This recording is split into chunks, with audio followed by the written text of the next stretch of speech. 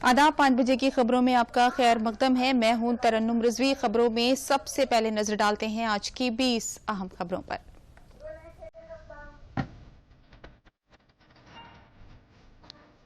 सदर जमहूरिया द्रौपदी मुर्मू के उत्तर प्रदेश दौरे का आज दूसरा और आखिरी दिन। सदर जमहूरिया लखनऊ में IIT के दूसरे तकसीम इसनाद प्रोग्राम में हुई शामिल।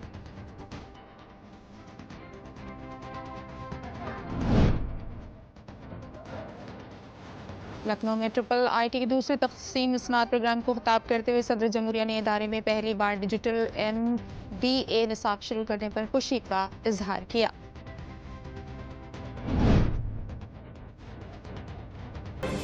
इस मौके पर वज़ीर आला योगी आदित्यनाथ ने मुल्क की तामीर में ताउन देने की अपील की। उन्होंने कहा कि टेक्नोलॉजी मुख्तलिफ शोबों में अहम किरदार अदा कर सकती है।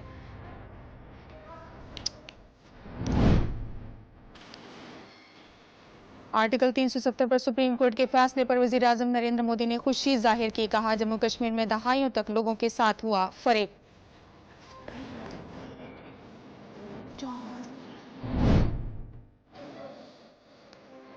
वज़ीर आला योगी आदित्यनाथ ने सुप्रीम कोर्ट के जरिए दफा 370 के सिलसिले में दिए गए फैसले का इस्तकबाल किया। उन्होंने सोशल मीडिया पर लिखा कि यह फैसला एक भारत श्रेष्ठ भारत के जज्बे को मजबूत करता है।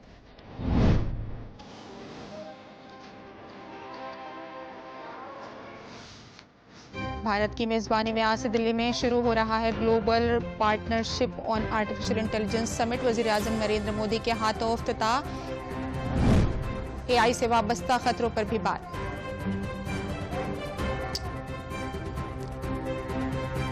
जम्मू कश्मीर तश्कील 9 दूसरा तरमीमी बिल 2023 लोकसभा में पेश। मरकजी वजीर ममलिकत बराए दाखिला नित्यानंद राय ने गवर्नमेंट ऑफ यूनियन टेरिटरी तरमीमी बिल 2023 भी ऐवान में किया पेश।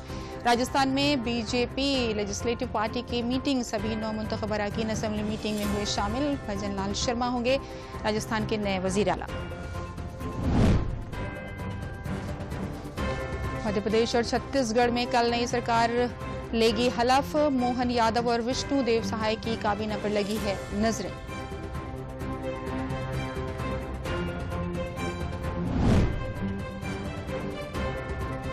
मरकजी वजीर किरण रिजिजू ने बदनवानी के मुद्दे पर हस्ब इख्तिलाफ के इंडी इत्तेहाद पर की तनकीद। कांग्रेस और इसके मुआविन पार्टियों पर बदनवानी फैलाने का लगाया इल्जाम।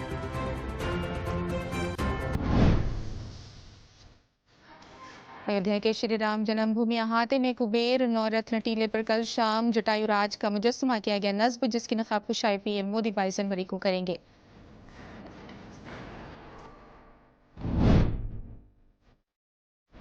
इलाहाबाद हाई कोर्ट ने नई पेंशन स्कीम नाफिज होने के बाद तकर्रुरी हासिल करने वाले असिस्टेंट टीचर्स को पुरानी पेंशन स्कीम का फायदा देने का रियासती हुकूमत को दिया हुक्म।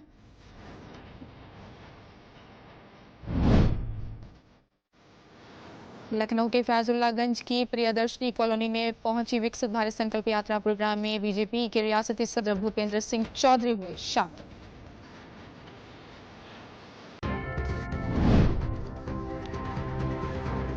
शुमाल मशरकी रेलवे ने शुरू की ओन योर स्टेशन स्कीम। इंतजामात को बेहतर बनाने के लिए अफसर गोद लेंगे ट्रेन और स्टेशन। मुसाफिर सहूलियात और सफाई की जिम्मेदारी होगी अफसर की। बलिया से मुंबई के लोकसभा मान्य तिलक टर्मिनस के लिए बराह रास्त रेल सर्विस शुरू। रुकन पार्लियामेंट वीरेंद्र सिंह ने बलिया रेलवे स्टेशन से कामायनी एक्सप्रेस को हरी झंडी दिखाकर किया रवाना। अयोध्या को सोलर सिटी के तौर पर फरोग देने के लिए सरकार की हिदायत पर सवार सोलर पावर प्लांट पर काम शुरू। आइंदा माह से 40 मेगावाट के प्लांट से 10 मेगावाट बिजली पैदावार होगी शुरू। मकामी बाशिंदों और खवातीन के लिए नाजेबा कलमात अदा करने पर मिर्जापुर EO मुअत्तल। योगी सरकार की जीरो टॉलरेंस और मिशन शक्ति पॉलिसी के तहत हुई कार्रवाई। उत्तर प्रदेश पुलिस जापानी ड्रोन उड़ाएगी। जापान और स्वीडन की कंपनी भारत में ही ड्रोन बना रही है। दिल्ली के प्रगति मैदान में हाल ही में हुआ डेमो। अयोध्या में प्राण प्रतिष्ठा में आने वाले 15,000 लोगों के लिए टेंट सिटी का काम जंगी पैमाने पर जारी। टेंट सिटी में 3 बेड के कमरे और दीगर सहूलियात मिलेंगी। यूपी में अब गलन भरी सर्दी की आमद। महकमे मौसमियात के मुताबिक आज से होगी दर्जे हरारत में गिरावट शुरू। साथ ही 14 दिसंबर को घना कोहरा छाए रहने के आसार।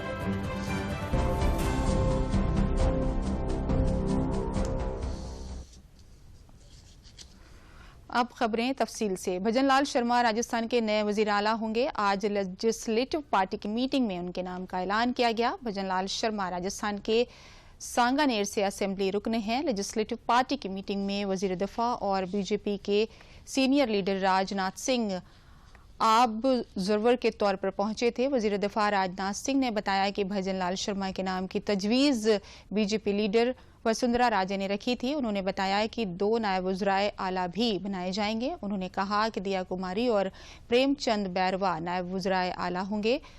वासुदेव देवनानी असेंबली स्पीकर होंगे।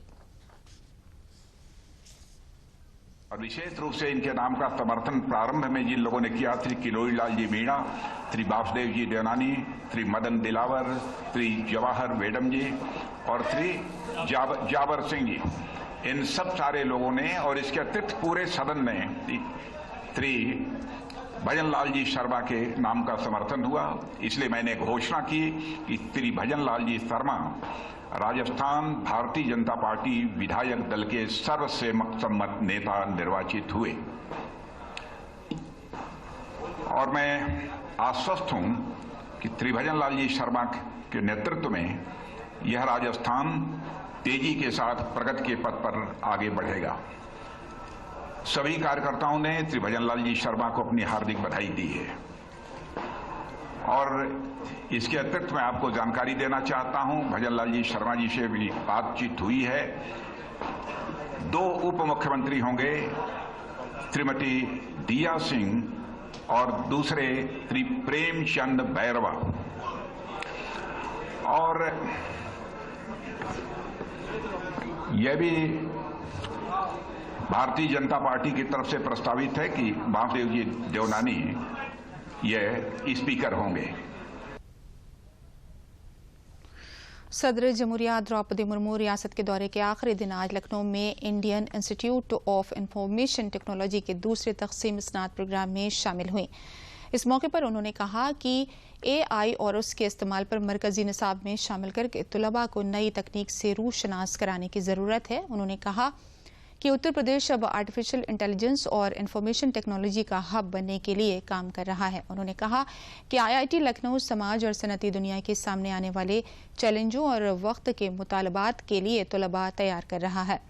सदर जमहूरिया ने कहा कि आज भारत के पास 5D है। यह हमारे तरक्की के सफ़र में निहायत फ़ायदेमंद है। हमारी मईशत तेज़ी के साथ तरक्की कर रही है।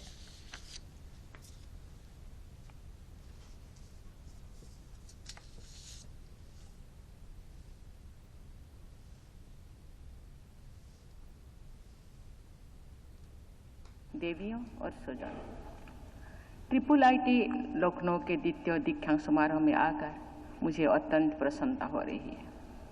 मैं आज BTech, MTech, MBA और PG डिप्लोमा सहित विभिन्न शैक्षणिक पृष्ठभूमि में डिग्री प्राप्त करने वाले 315 विद्यार्थियों को बधाई देती हूँ और उनके उज्जवल भविष्य की कामना करती हूँ।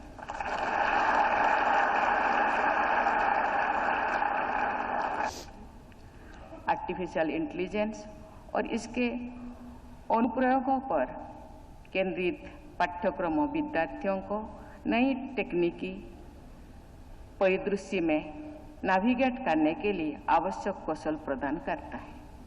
मुझे ये जानकर खुशी हो रही है कि IIIT लखनऊ समाज एवं उद्योग जगत के सामने आने वाली चुनौतियों के निदान एवं समय के साथ उपजी मांगों के लिए विद्यार्थियों को तैयार करने के लिए प्रतिबद्ध है। आपकी दूरदर्शिता एवं कल्पनाशीलता के सबसे अच्छा उदाहरण ये है कि IIIT लखनऊ देश का पहला संस्थान है जिसने न्यू एजुकेशन पॉलिसी के विजन को ध्यान में रखते हुए डिजिटल बिजनेस के लिए MBA प्रोग्राम शुरू किया है।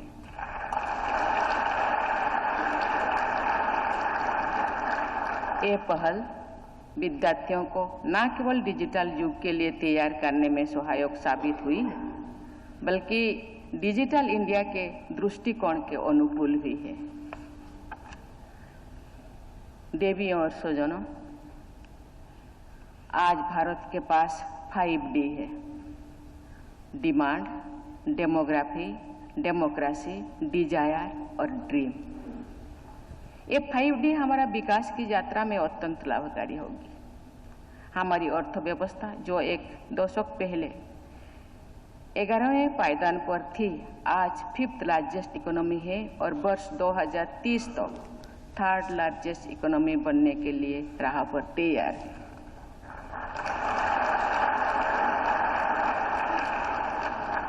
भारत दुनिया के सबसे युवा देशों में से एक है। हमारी 55% से अधिक आबादी 25 वर्षों से कम उम्र की है। हम एक प्रगतिशील और लोकतांत्रिक राष्ट्र हैं और हमारा सपना है कि वर्ष 2047 तक भारत एक विकसित देश बने।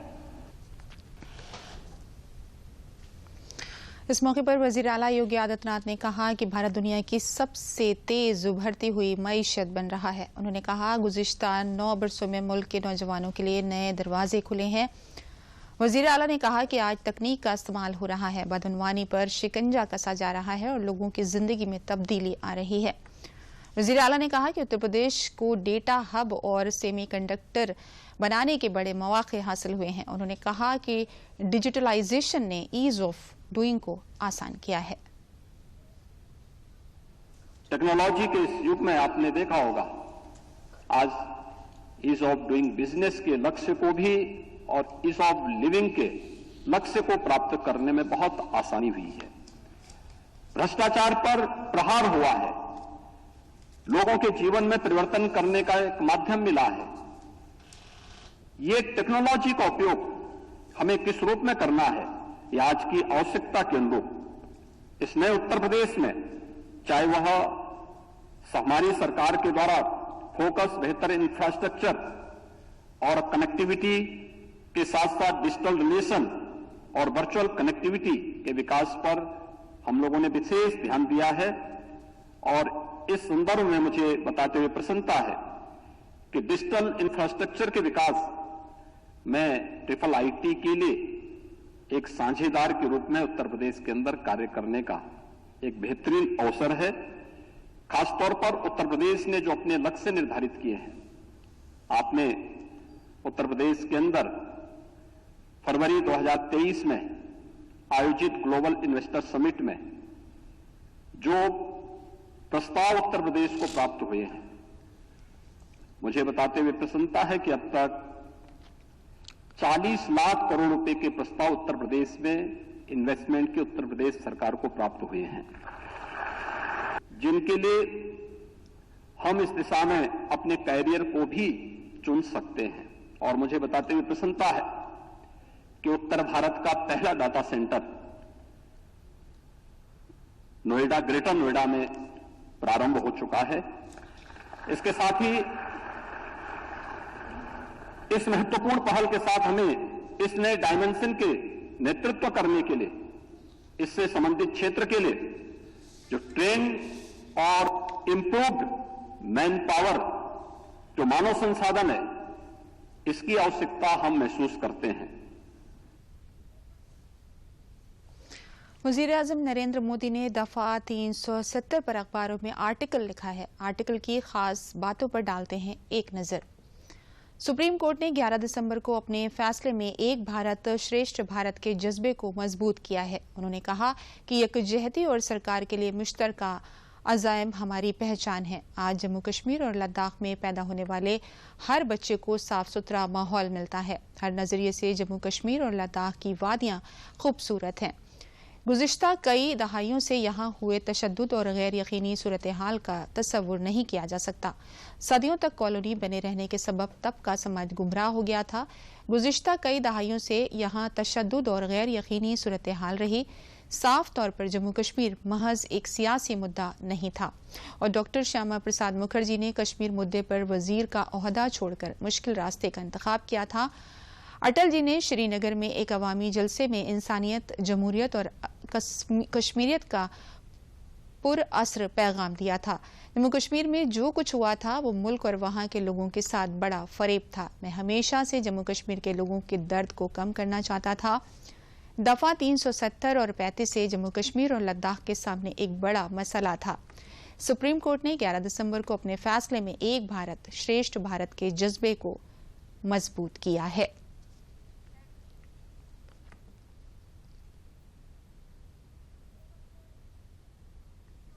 साबिक सदर जमहूरिया प्रणब मुखर्जी की बेटी शर्मिष्ठा मुखर्जी ने अपने वालिद पर लिखी किताब Pranab my father a daughter remembers में कई बातों का खुलासा किया है। शर्मिष्ठा मुखर्जी ने किताब में लिखा है कि साबिक वजीर आजम राजीव गांधी ने एतमाद की कमी के सबब उनके वालिद प्रणब मुखर्जी को अपनी काबीना से हटा दिया था।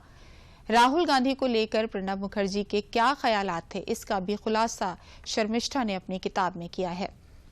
शर्मिष्ठा मुखर्जी ने दूरदर्शन न्यूज के साथ खास बातचीत में क्या कहा, आइए आपको सुनाते हैं। 1984 में इंदिरा गांधी जी के असैसिनेशन का बाद एक रूमर फैलाया गया था कि मेरा फादर प्रधानमंत्री बनना चाहते थे, लेकिन वो सरासर गलत है।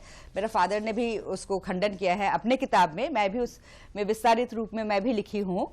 और उस टाइम पे मेरा फादर का ओन एनालिसिस, उनका कुछ हैंड रिटन नोट्स मुझे मिला कि राजीव गांधी उनको 2 महीने के लिए तो अपने कैबिनेट में रखे, लेकिन सेकंड टाइम जो उन्होंने वो कैबिनेट से ड्रॉप कर दिया। तो क्यों कैबिनेट में ड्रॉप किया, तो उन्होंने बाबा ने लिखा कि ये 2 महीने का काम करने का जो तजुर्बा रहा, राजीव गांधी ने शायद रियलाइज किया कि Pranab Mukherjee is a tough nut, इस शब्द को वो इस्तेमाल किया, और वो इजीली या ब्लाइंडली किसी को फॉलो नहीं करते। कि कोई भी सीरियस पॉलिटिशियन का ये प्रधानमंत्री बनने का या स्टेट लेवल में मुख्यमंत्री बनने का इच्छा जरूर रहता है, बट वो ये भी उनको पता था कि वो प्रधानमंत्री नहीं बनेंगे। इस फैक्ट को उन्होंने एक्सेप्ट कर लिया था और इसमें कोई बिटरनेस नहीं थी। उनका ये था कि जिंदगी में मुझे बहुत कुछ मिला है और जो नहीं मिला है उसको लेके वो रोना नहीं चाहते थे, क्रिब नहीं करना चाहते थे। मुंबई अटैक की आई थिंक 9 महीने के अंदर एक जॉइंट स्टेटमेंट आया पाकिस्तान के प्रधानमंत्री गिलानी जी और डॉक्टर मनमोहन सिंह का, कि जिसमें बायलैटरल टॉक्स को टेरर से डीलिंक किया गया, हटा दिया गया। और दूसरा, for the first time Balochistan की एक मेंशन आई थी। तो वो दोनों मेरे फादर के हिसाब से गलत था, और पार्टी में भी इसका काफी डॉक्टर सिंह का इस विषय को लेकर चर्चा हुई और क्रिटिसिज्म हुई। वो सोचते थे कि राहुल गांधी जी को अभी वो इतना पॉलिटिकल मैच्योरिटी नहीं आया है और उनको अभी और ज्यादा मेहनत करना पड़ेगा। और जिस तरह से 2014 के बाद एक राहुल गांधी जी जिस तरह से सक्रिय होना जरूरी था वो नहीं करते थे, वो बहुत दिनों के लिए गायब रहते थे। और खासकर 2013 में जो वो उनका ऑर्डिनेंस को ट्रैश करना, सरकार की, अपनी सरकार की एड्रेस को बिल्कुल पब्लिक भरे मीडिया का सामने ट्रैश करना, अपने सरकार को इस तरह से बेइज्जती करना, अपने प्राइम मिनिस्टर जब वो देश के बाहर थे, यूएस में थे, उनको एक तरफ से बेइज्जती करना, तो बहुत ही मतलब झटका लगा, मेरे फादर को बहुत ही झटका लगा और वो बहुत ही गुस्सा हुए। और आई थिंक तभी से राहुल गांधी का प्रति उनका जो पहले थोड़ा बहुत फेथ था कि एक दिन शायद कांग्रेस को लीड कर पाएंगे, सीख जाएंगे, लेकिन उस घटना का बाद मेरा फादर का वो विश्वास शायद थोड़ा हिल गया।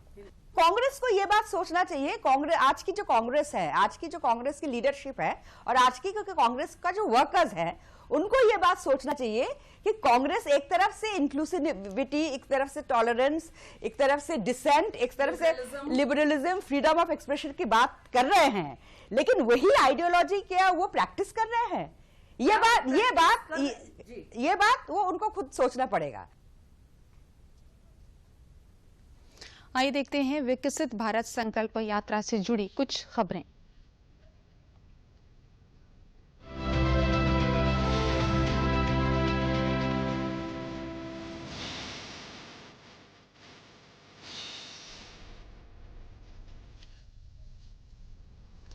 राजधानी लखनऊ के फैजुल्लागंज के प्रियदर्शनी कॉलोनी में विकसित भारत संकल्प यात्रा की वैन पहुंची, जहां लोगों ने इसका खैर मकदम किया।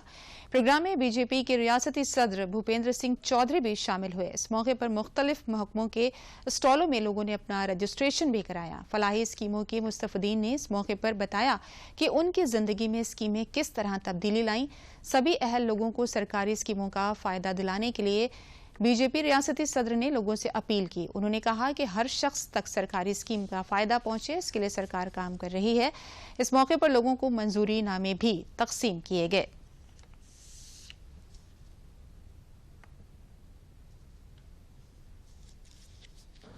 विकसित भारत संकल्प यात्रा हमारी भारत सरकार की एक अनूठी पहल है और हमारे केंद्र की सरकार की जो भी लाभार्थी परक योजनाएं हैं, जो भी योजनाएं हैं, उन योजनाओं को पात्र व्यक्तियों तक लाभ कैसे पहुंचे, इसके लिए भारत सरकार ने मोदी जी की सरकार ने विकसित भारत संकल्प यात्रा मोदी जी की गारंटी के रूप में जन जन तक संपर्क करके और हमारी जो गरीब कल्याण की योजनाएं हैं, लाभार्थी परक योजनाएं हैं और जो अंतिम छोर पर बैठे व्यक्ति का समाज में मुख्य धारा में कैसे उसका शामिल किया जा सके उसे, तो घर सभी स्थानों पर जाकर लोगों को चिन्हित करके रजिस्ट्रेशन कराकर सरकारी जो योजनाएं हैं उन योजनाओं का लाभ प्रत्यक्ष रूप से लोगों को दिया जाना है। तो ये अभियान है। हमको उजाला कॉलोनी पहली किस्त मिली है, बाकी बहुत ज़्यादा सबसे ज़्यादा जो है लाभ ही मोदी में मिला। उज्ज्वला योजना मिला है और दूसरा ये प्रधानमंत्री आवास योजना अभी मिल रही, पहली किस्त आ गई है। मेरा नाम पवन यादव है, मैं आधारखेड़ा का निवासी हूँ। अभी तक मुझे मिलने वाले लाभ प्रधानमंत्री आवास योजना आवास मिला है, किसान सम्मान निधि मिल रही है, राशन मिल रहा है 5 किलो। मरबंकी जिले के बंकी ब्लॉक की ग्राम पंचायत करखा में आज विकसित भारत संकल्प यात्रा पहुंची। इस मौके पर गांव के लोगों ने जोश के साथ संकल्प यात्रा वैन का खैर मकदम किया। एलईडी वैन के जरिए विकसित भारत के लिए वीडियो भी नश्र किया गया। मुस्तफीदीन ने मेरी कहानी मेरी जुबानी में अपने खुद कफील और खुद पर इन्हिसार करने की आप बीती सुनाई। किसानों को कुदरती खेती के बारे में माहिरीन ने मालूमात दी और उसके साथ ही मुख्तलिफ स्टॉलों के जरिए अहल लोगों को फायदा देने के लिए रजिस्ट्रेशन भी किया गया। प्रोग्राम धरती कहे पुकार के में सकाफती प्रोग्रामों का भी इनेकाद किया गया।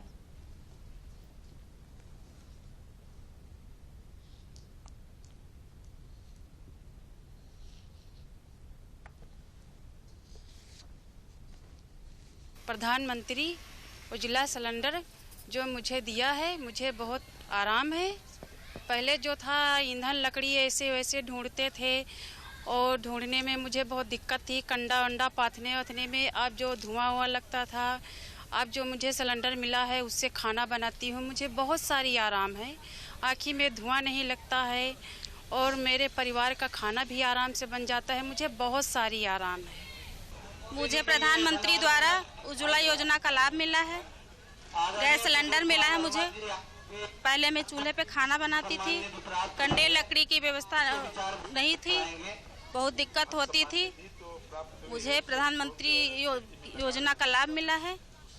मैं प्रधानमंत्री जी को बहुत बहुत धन्यवाद कहती हूँ। उज्ज्वला गैस सिलेंडर मुझे मेरी पत्नी को प्राप्त हुआ और पहले हमारे घर पर चूल्हे पर जो है गैस लकड़ी से खाना बनता था।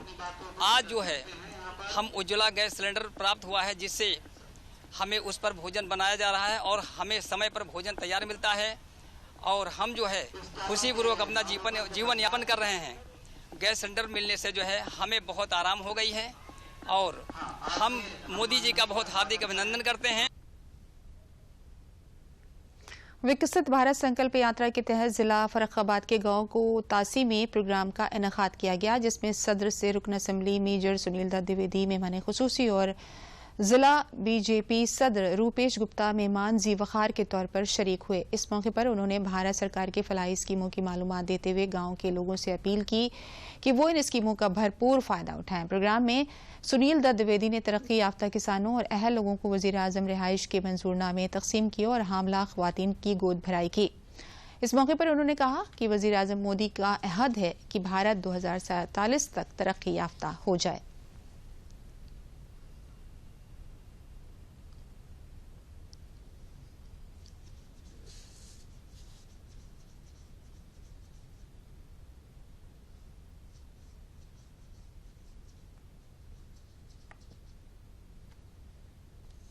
भारत सरकार की जो भी स्कीमें चल रही हैं उनको हमने अपने गांव में धरातल पे उतारा है और उससे गांव के लोगों के जीवन में बहुत बड़ा बदलाव आया है।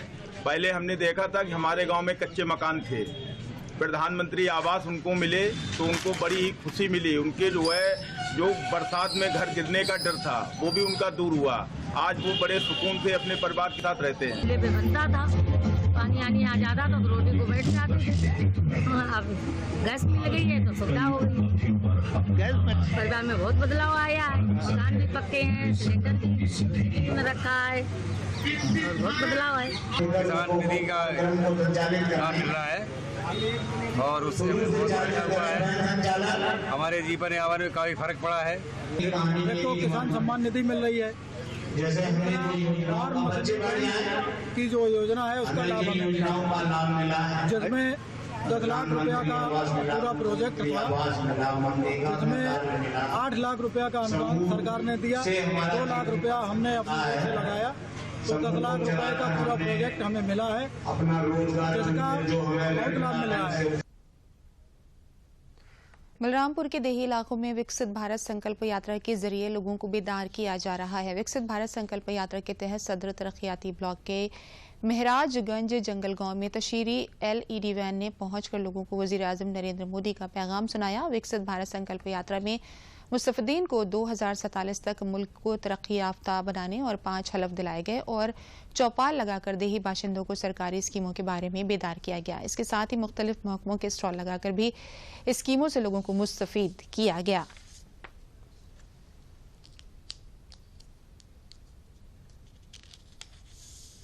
बनाते थे चूल्हे पे, दिक्कत थी, धुएं की लकड़ी की भी प्रॉब्लम थी, जल्दी मिल नहीं पाता था, खाना बनाने में समय लगता था और अब हम जल्दी से खाना भी बना लेते हैं, अपना समय भी बचा लेते हैं, उसके बाद में और कोई काम कर लेते हैं। सरकार द्वारा हमें उज्ज्वला योजना प्राप्त हुआ। हमें गैस बाटला सब हमें मिला है, लड़के बच्चे सब सुरक्षित हैं, पढ़ने लिखने में भी काम भी अच्छा है।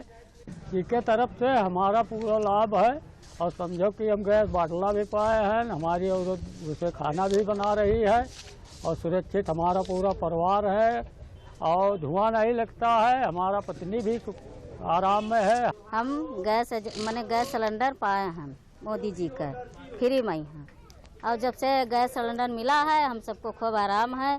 पहले लकड़ी से खाना बनाते थे, आँख में धुआं लगता था, बच्चे समय से पढ़े नहीं जाते थे, अब हमको आराम हो गया है, गैस मिल गया है। जब से हम लकड़ी कंडा मिले में तकलीफ होत रहा, हमारे लड़के बच्चे स्कूल नहीं जा पावत रहे, प्रधानमंत्री से गैस मिला, वही से खाना बनाए थे और टाइम से लड़कन का स्कूल भेजी थे।